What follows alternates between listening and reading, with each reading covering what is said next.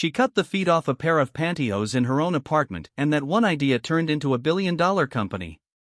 But before any of that happened, every single manufacturer she approached told her no.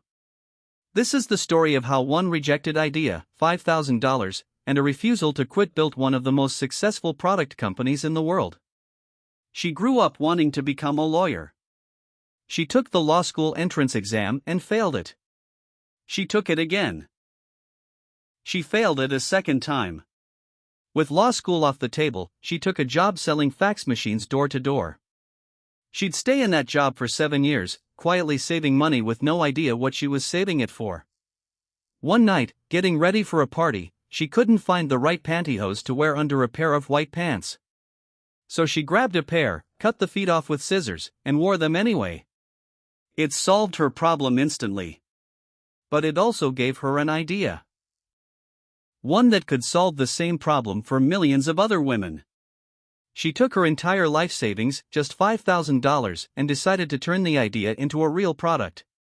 She had no fashion background, no business degree, and no connections in the industry. She wrote her own patent application using a book she bought at a bookstore. Then she flew to North Carolina, home to most of the country's hosiery mills, and started knocking on doors, trying to convince someone to manufacture her product. One mill after another turned her down. Some didn't take her seriously. Others assumed a product designed by a woman with zero industry experience wouldn't sell. Week after week, she heard no.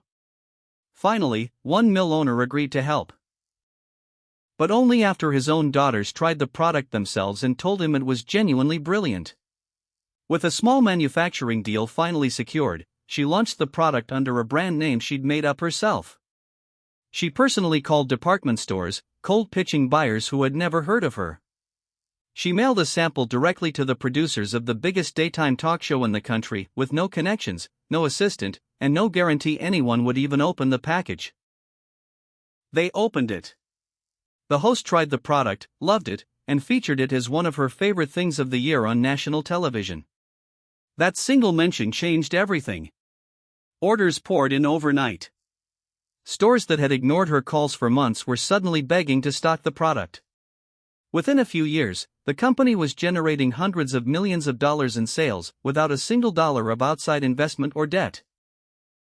At just 41 years old, she became the youngest self-made female billionaire in the world, built entirely from one rejected idea, $5,000, and a pair of scissors. She later said that failure isn't the outcome you're afraid of, failure is not trying at all.